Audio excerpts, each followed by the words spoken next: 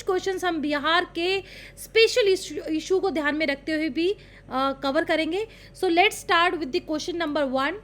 What is recently launched accelerated innovation nutrition scheme, जिसे gains 2024 भी कहा गया है, रिलेटेड टू व्हाट, यानी कि हाल ही में लॉन्च की गई त्वरित नवाचार पोषण योजना गेन्स 2024 किससे संबंधित है? ISRO, DRDO, Goa shipyard limited, garden Reach Shipbuilders and Engineers limited. तो आपको चारों में से कोई एक ऑप्शन करेक्ट बताना है. तो करेक्ट ऑप्शन क्या है? Option D, garden rich ship builders and Engineers limited. ठीक है, तो इसके बारे में थोड़ा सा जानते हैं. गेन्स की अगर फुल फॉर्म की बात करें तो ये आपका जो एक्सेलरेटेड इनोवेशन नर्चरिंग स्कीम है, इसका मेन उद्देश्य क्या है? ये लॉन्च किया था डिफेंस मिनिस्ट्री ने. किसके साथ कोलैबोरेशन में? Garden Reach Shipbuilders and Engineers Limited in Kolkata. इसका मुख्य उद्देश्य है to address challenges which are faced और facing by shipyards and promote technology development through startup nurtured in India. यानी कि मेक इन इंडिया को और भी मजबूत बनाना है. ठीक है, और जो जितने भी चैलेंजेस फेस कर रहे हैं टेक्नोलॉजी से रिलेटेड, यानी कि जो स्टार्टअप कंपनीज हैं उन्हें बूस्ट करना है. किस लिए बूस्ट करना है? To address the challenges which shaped by और which faced by shipyards. ठीक है, तो मैं अगर बात करूं तो ये इनकरेज कर रहा है एमएसएमई सेक्टर्स को, micro small and medium enterprises. ये इस पूरे सेक्टर का इंडियन इकोनॉमी में बहुत बड़ा रोल है. अगर मैं बात करूं तो दो सेक्टर्स होते हैं, एक होता है फॉर्मल और दूसरा होता है इनफॉर्मल. इनफॉर्मल को हम असंगठित क्षेत्र, ये फॉर्मल संगठित क्षेत्र हुआ, इनफॉर्मल असंगठित क्षेत्र हुआ. तो असंगठित में लार्ज प्रोपोर्शन ऑफ जो हमारी ह्यूमन फोर्स है, जो लेबर फोर्स है, वो हमारी काम कर रही है, जिसका डाटा मिलना बहुत ही ज़्यादा मुश्किल होता है क्योंकि रेगुलर सैलरी नहीं होती है. इनकी जॉब का जो एक नेचर होता है वो कॉन्ट्रैक्ट बेस्ड होता है, कॉन्ट्रैक्चुअल जॉब होती है. ठीक है, तो कहीं ना कहीं इस एमएसएमई को एक पाइपलाइन में लाना है, एक रेगुलेशन फॉर्म में लाना है. तो इसको इनकरेज कर रहा है स्टार्टअप्स को to develop innovative solutions for shipyard companies. ठीक है, इसका मेन एम यही है कि किस तरीके से टेक्नोलॉजिकल एडवांसमेंट को फोस्टर किया जाए. किस चीज़ में? शिप डिज़ाइन एंड कंस्ट्रक्शन में. ठीक है, शिप यार्ड, शिप का सबसे बड़ा रोल है, ट्रेड में कह लो, इकोनॉमी में कह लो, या फिर आपका डिफेंस मोड में कह लो. तो वहाँ पे डिफेंस को, वहाँ पे डिज़ाइंस को और भी ज़्यादा मजबूत बनाना है. ठीक है, सेकंड क्वेश्चन, पार्वती वैली जो रिसेंटली न्यूज़ में था, क्यों न्यूज़ में था मैं आपको बताऊंगी. ये कहाँ लोकेटेड है, किस राज्य में लोकेटेड है, ये आपको बताना है. हाल ही में समाचारों में देखी गई पार्वती घाटी किस राज्य में स्थित है? अरुणाचल प्रदेश, सिक्किम, हिमाचल प्रदेश या फिर केरला. तो सही आंसर क्या है? हिमाचल प्रदेश, यानी कि ऑप्शन सी. अब न्यूज़ में क्यों था? क्योंकि हरियाणा का एक टूरिस्ट था जो इस पार्वती रिवर में, जो पार्वती घाटी है उसमें जो स्थित है पार्वती रिवर, उसमें वो डूबकर उसकी मतलब वो उसकी डेथ हो गई, वो डूब के मर गया. तो ये आपका मणिकरण के जो पास पार्वती नदी बह रही थी उसमें वो टूरिस्ट डूब गया है. ये हिमाचल प्रदेश में स्थित है. और पार्वती रिवर की अगर मैं बात करूँ, जिसे पार्वती रिवर पार्वती भी कहा जाता है, पार्वती भी कहा जाता है, ये पार्वती घाटी हिमाचल प्रदेश की घाटी पर स्थित है. ये सबसे बड़ी ट्रिब्यूटरी नदी है किसकी? ब्यास रिवर की. ठीक है, ये एक इम्पॉर्टेंट फैक्ट है. क्वेश्चन वैसे नहीं तो ऐसा भी पूछा जा सकता है. अगर बीपीएससी में कोई भी न्यूज़ में चर्चा में है, जैसे पार्वती रिवर है, ठीक है, कि भाई हरियाणा का टूरिस्ट जो था वो डूबकर उसकी डेथ हो गई है, तो क्वेश्चन यहाँ से नहीं पूछ के इसकी ट्रिब्यूटरी रिवर से भी पूछा जा सकता है. तो ब्यास रिवर की ये सबसे मेजर ट्रिब्यूटरी है. ये ब्यास के साथ साथ ये कहाँ से राइज होती है? मैनतलाई ग्लेशियर जो 5200 मीटर पर स्थित है. ठीक है, तो ये ग्लेशियर का नाम आपको थोड़ा सा याद रखना है. It flows 150 kilometre through Parvati valley passing Malana and Manikaran, collecting water from glacial streams and monsoon. Monsoon से भी ये पानी लेती है, इसलिए इसका फ्लो बहुत ज़्यादा होता है, ठीक है। ये फिर मर्ज करती है ब्यास रिवर में, कहाँ पे, भुंतर में, जो कि कुल्लू के 10 किलोमीटर साउथ पे स्थित है, ठीक है। तो ये भी एक बहुत इंपॉर्टेंट फैक्ट है। Some of the major tributaries of the Parvati river include Malana Nala, Manikaran नाल, रशौल नाल एंड चलाल नाल। तो ये इसकी पार्वती की ट्रिब्यूटरीज है, ठीक है। तो थोड़ा सा ये भी दिमाग में रखना है। The river also has geothermal springs on the banks of the river eight Manikaran and Kheerganga. आपने देखा होगा कि वहाँ पे मणिकरण में जो चावल है वो उन्हें कभी भी गैस पे नहीं पकाया जाता है, इस जियोथर्मल स्प्रिंग से वो पानी में ही पक जाते हैं, ठीक है। तो ये भी एक बहुत ज़्यादा प्रचलित है हमारे पूरे भारत में, ठीक है। Next question we have, which organization recently release the report title aid for trade in action supporting the transition to clean energy, ठीक है। हाल ही में किस संगठन ने कार्रवाई में व्यापार के लिए सहायता स्वच्छ ऊर्जा में परिवर्तन का समर्थन शीर्षक से रिपोर्ट जारी की है। रिपोर्ट के अक्सर क्वेश्चंस आते हैं, नॉट इवन बीपीएससी, ये यूपीएससी में भी क्वेश्चन देखा गया होगा, आपने देखा ही होगा, ये यूपीएससी में भी क्वेश्चन पूछ देता है, बीपीएससी में या फिर आपका यूपीपीसीएस में। तो वहाँ पे इस तरह के क्वेश्चन की कौन सी रिपोर्ट किस संस्था ने दी है, तो ये भी आप पे क्वेश्चन बहुत ही इंपॉर्टेंट वैल्यू कैरी करता है। Option A World Bank, option B United Nations Development Programme यानी यूएनडीपी। अक्सर फैक्चुअल अगर मैं इंफॉर्मेशन की बात करूं तो इस तरीके से एब्रीवेशन पे भी क्वेश्चन रहता है कि आप उसकी फुल फॉर्म बता पाए, है ना। तो ये याद रखना है, अगर यूएनडीपी का बारे में पूछा है तो उसकी फुल फॉर्म क्या है, United Nations Development Programme. World Trade Organization, International Monetary Fund जो वर्ल्ड बैंक की एक सिस्टर बैंक भी कहा जाता है आईएमएफ को, जिसका मेन रोल होता है ये वो अपने मेंबर्स जो कंट्रीज़ होती है उसको लोन तब देता है जब बैलेंस ऑफ जो पेमेंट होता है, जब एक कंट्री दूसरे कंट्री के साथ व्यापार कर रही है और भुगतान जो पेमेंट करने में जो क्राइसिस होती है इंटरनेशनल व्यापार में, अगर वो डेट जो है वो भुगतान नहीं कर पा रहा है तब आईएमएफ उसकी हेल्प करता है पैसे उधार देकर। जैसे पिछले सालों में जिम्बाब्वे की हेल्प करी, श्रीलंका की हेल्प करी, तो इस तरीके से आईएमएफ अपनी मेंबर कंट्रीज़ को सपोर्ट करता है। भारत को भी किया था 1991 में, तभी हमारे यहाँ आया था LPG reform, liberalisation, privatisation, globalisation, ठीक है, उदारीकरण, निजीकरण और वैश्वीकरण, ठीक है जी। चलिए, चारों में से सही आंसर क्या है, ऑप्शन है आपका वर्ल्ड ट्रेड ऑर्गेनाइजेशन जो 1995 में हुआ, और इसका जो है जिसने रिप्लेस किया था गेट को, ठीक है। तो इसके बारे में थोड़ा सा पढ़ते हैं। वर्ल्ड ट्रेड ऑर्गेनाइजेशन ने पब्लिश किया जिस रिपोर्ट का शीर्षक था aid for trade in action supporting the transition to clean energy emphasising in aid for the trade initiative, यानी कि व्यापार को विश्व में बढ़ाना है लेकिन क्लीन एनर्जी को ट्रांजिशन करना है, उसको सपोर्ट करना है, यानी कि ग्लोबल वार्मिंग, इस तरीके से व्यापार होना चाहिए कि ग्लोबल वार्मिंग को बढ़ाया ना जाए, है ना। तो प्रोडक्शन में क्लीन एनर्जी का इस्तेमाल करना बहुत ही ज़्यादा आवश्यक है। ये ओरिजिनेट हुआ था 2005 में, जब वर्ल्ड ट्रेड ऑर्गेनाइजेशन हांगकांग ने मिनिस्ट्रियल जब कॉन्फ्रेंस थी तो उसमें ये लॉन्च हुआ, जिसका मुख्य उद्देश्य यही था कि डेवलपिंग कंट्रीज़ को हेल्प करना है to join global trade by addressing supply side capacity and infrastructure constraints, यानी कि developed nations will help developing countries in maintaining this clean energy while promoting व्यापार, ट्रेड के साथ साथ जो इंफ्रास्ट्रक्चर में कमी है, कॉन्स्ट्रेंट्स है, उसमें हेल्प करना, ठीक है। It mobilises financial resources to tackle trade related challenges identified by developing and least developed countries, यानी कि वो देश जो विकसित नहीं है उन देशों की हेल्प करना, उन देशों के लिए फाइनेंशियल रिसोर्सेज को अरेंज करना, so that while promoting their व्यापार, their trade, they would also focus on the clean energy, ठीक है। ग्लोबल वार्मिंग को ध्यान में रखें। वर्ल्ड ट्रेड ऑर्गेनाइजेशन जो है इसके करंट में 164 मेंबर कंट्रीज़ हैं।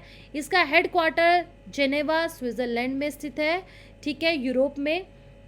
और ये जो 164 मेंबर स्टेट्स हैं ये रिप्रेजेंट करते हैं ग्लोबल ट्रेड, यानी कि विश्व का जो व्यापार है उसका 98%, ओवर 98%, और ग्लोबल जीडीपी, बहुत बड़ी मुख्य इसकी विशेषता है। Next question we have, what is the theme of statistics day 2024?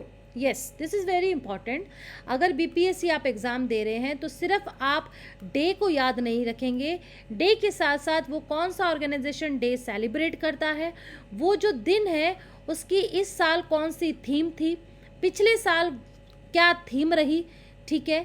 तो ये 2-3 फैक्ट्स हैं, 2-3 फैक्ट्स हैं which you have to work out while remembering. जब आप कोई डे, कोई दिवस याद कर रहे हैं तो ये 2-3 फैक्ट्स आपको हमेशा दिमाग में रखने हैं, ठीक है जी। थीम के ऊपर चलते हैं, back to the question. Option A, use of data for decision making, alignment of state indicator framework with national indicator framework, data for sustainable development and hunger, achieve food security and improved nutrition. Option D, and hunger, achieve food security and improved nutrition. तो सही answer है इसका option A, statistics, यानी कि एक ऐसा सांख्यिकी दिवस है जिस दिन जो हमारा डेटा होता है, स्टैट्स क्या करता है, इट कलेक्ट्स डेटा, है ना, आंकड़ों का संकलन, जो आंकड़े होते हैं उसका कलेक्शन, किसी से भी किसी विषय से वो संबंधित हो सकता है, पॉपुलेशन से हो या फिर आपके जो मेजर इकोनॉमिक पॉलिसीज़ हैं, प्रोग्राम्स हैं, योजना शुरू करनी है तो भाई पता लगाना होगा कितना भूखमरी है, तो वो जो स्टैटिस्टिक्स है यानी data, that data plays very important role in formulating policy for decision making, ठीक है। तो option A is your correct answer, ठीक है। थोड़ा सा इसका एक्सप्लेनेशन देखें तो ये कब मनाया जाता है ये भी आपको पता होना चाहिए। हर साल भारत में 29 जून को मनाया जाता है। किसके ऑनर्स में? प्रोफेसर प्रसन्नता चंद्र महल नौबिस यानी PC Mahalanobis for his contributions to statistics and economic planning. जो आर्थिक योजना है उसमें बहुत मुख्य भूमिका थी हमारी पीसी महल नौबिस की। उनके उपलक्ष्य में, उनको ऑनर के उपलक्ष्य में ये दिवस मनाया जाता है। ये 2007 में इनिशिएट किया गया था, जिसका मुख्य गोल था to raise awareness particularly among youth about the pivotal role of statistics in shaping social economic policies, ठीक है। जो 2024 की थीम है वो use of data for decision making है, which underscores the importance of informed decision making process, ठीक है जी। Next question we have, who has recently received the agriculture leadership award 2024 for the best state in the horticulture category. Horticulture आपको पता ही है, यानी कि आपके फल सब्जी, ये जो पेड़ पौधे हैं ये हॉर्टिकल्चर है आपका। बागवानी जिसे कहा जाता है, हाल ही में बागवानी श्रेणी में सर्वश्रेष्ठ राज्य का कृषि नेतृत्व पुरस्कार 2024 किसे मिला है? Option A Nagaland, option B Maharashtra, option C West Bengal, option D Himachal Pradesh. तो सही आंसर क्या है? नागालैंड। नागालैंड आपका नॉर्थ ईस्टर्न स्टेट है, बहुत ही खूबसूरत स्टेट है और यहाँ ट्राइबल कम्युनिटी बहुत रहती हैं। 7 स्टेट्स हैं, 7 बहनें जिसे कहा जाता है 7 सिस्टर्स, यानी असम, अरुणाचल प्रदेश, मणिपुर, नागालैंड, त्रिपुरा, मेघालय, है ना, और आपका मिज़ोरम। ये आपकी 7 सिस्टर्स हैं, ये 7 बहनें भी कहा जाता है। तो नागालैंड को ये अवार्ड मिला है किस चीज़ के लिए? बागवानी श्रेणी में, ठीक है। Next question we have, INS Ranvir जिसे रिसेंटली न्यूज़ में देखा गया, ये किस तरीके की टाइप ऑफ क्लास से बिलोंग करती है? हाल ही में खबरों में रहा INS रणवीर किस प्रकार के वर्ग से संबंधित है? सी वॉल्फ, राजपूत, स्कॉर्पिन या फिर कलावरी। तो सही आंसर है राजपूत, ठीक है। अगर मैं बात करूं Indian naval ship INS Ranvir की, तो ये एक राजपूत क्लास है which is guided missile destroyer arrived in Chittagong Bangladesh for an operational deployment, इसका कमीशन हुआ था 1986 में। The upgraded ship features state of the art indigenous weapons and sensors. तो ये एक ऐसा अद्भुत कला है, एक जो घरेलू वेपन्स और सेंसर्स को प्रदर्शित करता है भारत का, ठीक है। इस विजिट में प्रोफेशनल इंट्रैक्शंस, कम्युनिटी आउटरीच और sports with the Bangladeshi naval personal हुआ। INS Ranveer will also participate in maritime partnership exercise. This visit enhances India-Bangladesh friendship, cooperation and regional security which aligned with India's Sagar initiative. अब question इस तरीके से भी पूछा जा सकता है कि हाल ही में जो INS रणवीर है वो किस दो देशों को जो कॉपरेशन है, जो एक्सरसाइज है, उसको जोड़ता है, तो भारत और बांग्लादेश, ठीक है। Next question we have, Gandhi Sarovar जो हाल ही में हिमस्खलन के कारण खबरों में था, वो किस ग्लेशियर से निकलता है? Gandhi Sarovar recently seen in news due to avalanches originates from which glacier? Option A Dokriani glacier, Chorabari glacier, Milam glacier, या फिर ऑप्शन डी नामिक ग्लेशियर। तो सही आंसर है चोराबरी ग्लेशियर। क्या हुआ था, एक मैसिव एवलचे जो है वो आपका गांधी सरोवर में स्ट्रक हुआ, जिसे चोराबरी ताल भी कहा जाता है, जो केदारनाथ टेम्पल के नियर स्थित है उत्तराखंड में। ये बहुत इंपॉर्टेंट फैक्ट है, आपको याद रखना है। केदारनाथ के स्थित है आपका चोराबरी ताल, जिसे गांधी सरोवर कहा जाता है, वहाँ पे ये एवलचे हुआ है ना। गांधी सरोवर कहाँ से ओरिजिनेट होता है? चोराबरी बामक ग्लेशियर से, जहाँ पे भगवान शिव ने, ये विश्वास किया जाता है कि भगवान शिव ने किसको ज्ञान दिया? हैव टॉट योग टू द सप्तऋषि, सप्तऋषि को सिखाया योग। केदारनाथ टेम्पल यानी ये जो केदारनाथ मंदिर है, ये वन ऑफ दी 12 ज्योतिर्लिंग्स में से है जो भगवान शिव को समर्पित है, which is part of the 4 Dham circuit which includes Yamunotri, Gangotri, Badrinath and Kedarnath. 4 धाम यात्रा में है, 12 ज्योतिर्लिंग में से एक हमारा केदारनाथ टेम्पल है, ठीक है। तो ये आपको याद रखना है। नेक्स्ट क्वेश्चन वी हैव, हाल ही की खबरों में क्या देखा हमने? नौका बाइच। ये नौका बाइच किस राज्य की पारंपरिक नौका दौड़ है? Nouka Baich recently seen is news which is the traditional boat race of which state? Orissa, West Bengal, Assam and Manipur. So among these options the correct one is yes, West Bengal. West Bengal में हर साल ये ट्रेडिशनल जो रेस है वो बोट रेस होती है। केरला दिमाग में नहीं रखना है कि हमेशा आप बोट रेस को बस लिंक कर दे केरला से, नहीं। ये नौका बाइच है जो वेस्ट बंगाल में होती है, ठीक है। अगर इसके बारे में हम कुछ थोड़ा सा और जाने तो with the south west monsoon setting in, जब ये साउथ वेस्ट मानसून आता है तब ये रेस जो है स्टार्ट होती है। खासकर जो ग्रामीण क्षेत्र है पश्चिम बंगाल के, वहाँ पे ये स्थित होती है, वहाँ पे ये शुरुआत होती है। These traditional races occur from September to November with increasing female participation. This feature is a unique feature of this race. इसमें फीमेल पार्टिसिपेशन बहुत ज़्यादा होता है। ये ट्रेडिशनल रेस है जो सितंबर टू नवंबर होता है, ठीक है।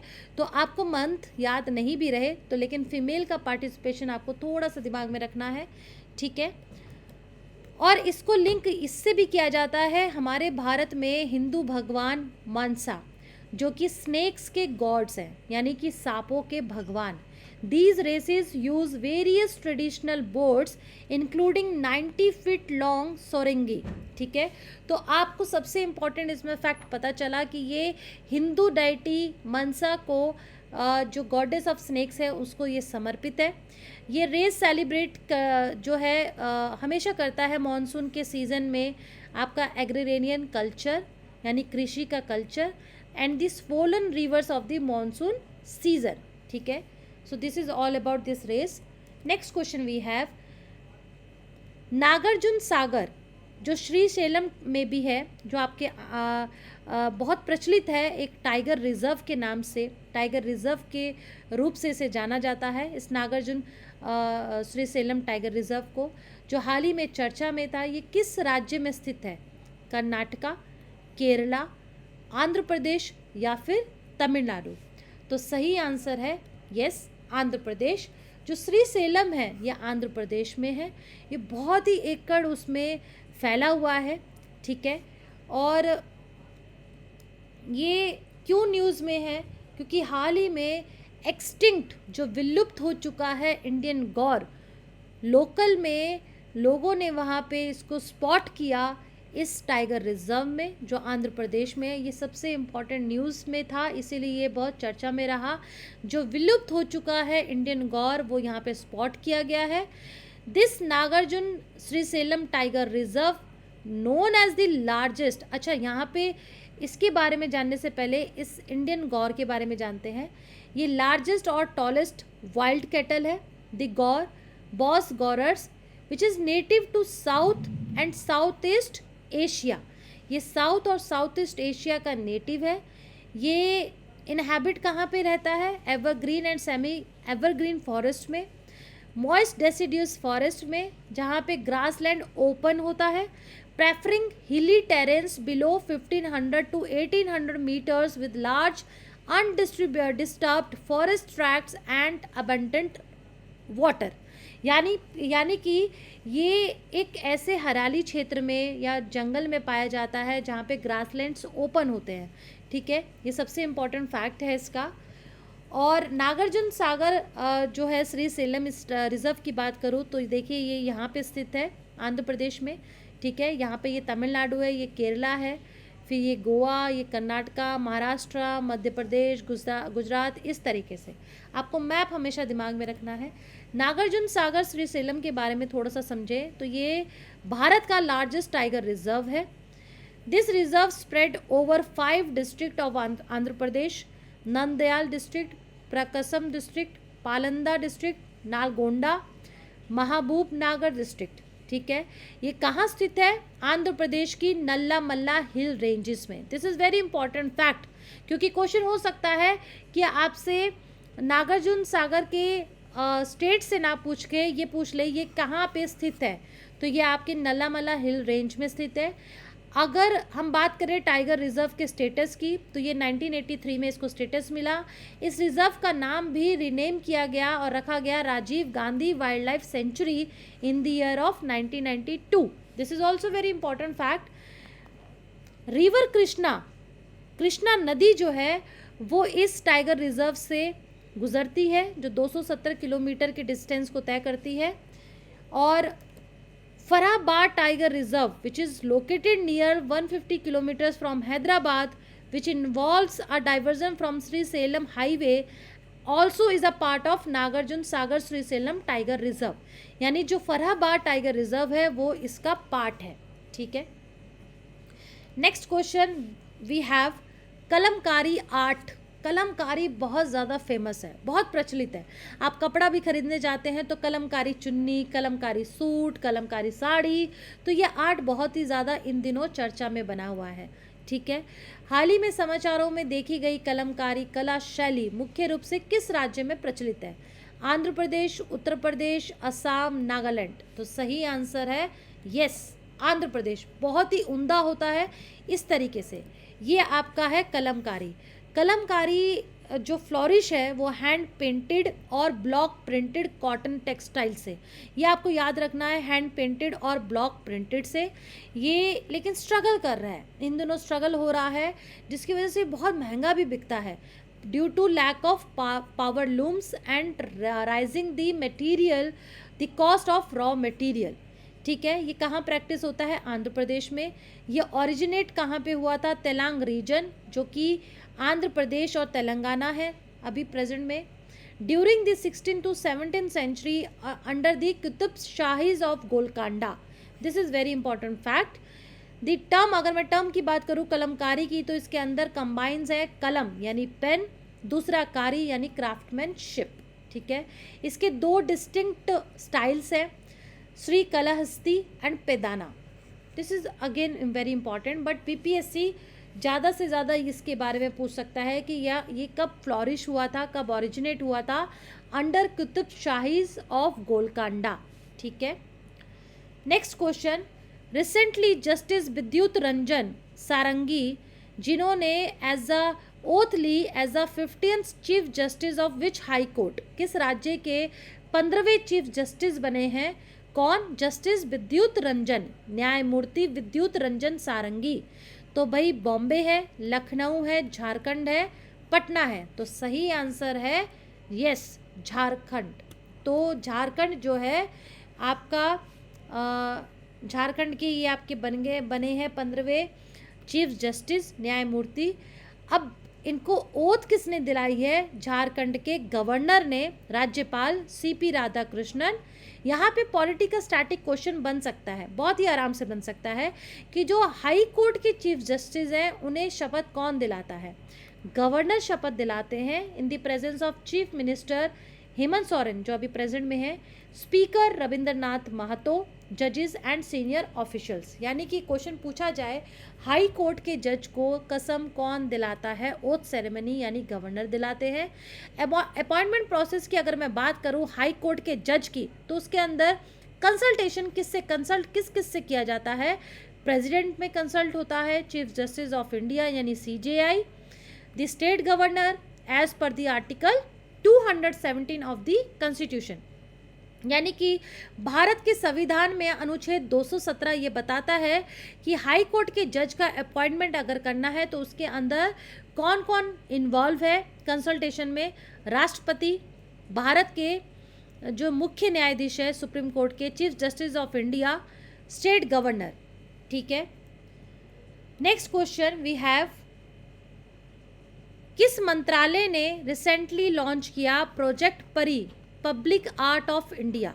हाल ही में किस मंत्रालय ने प्रोजेक्ट परी भारत की सार्वजनिक कला को लॉन्च किया है, ministry of defence, ministry of culture, ministry of home affairs, ministry of agriculture. तो सही आंसर आपका क्या है, दिस इज़ योर होमवर्क। आपको ये होमवर्क है, छोटा सा क्वेश्चन है, ये आपको अटेम्प्ट करना है और ये आपको अपना कमेंट बॉक्स में इसका आंसर बताना है। मैं आपको कल इसमें लेक्चर में आपको इसका आंसर बताऊंगी। फिर से क्वेश्चन रिपीट कर रही हूँ, हाल ही में किस मंत्रालय ने प्रोजेक्ट परी यानी भारत की सार्वजनिक कला लॉन्च की है, ठीक है।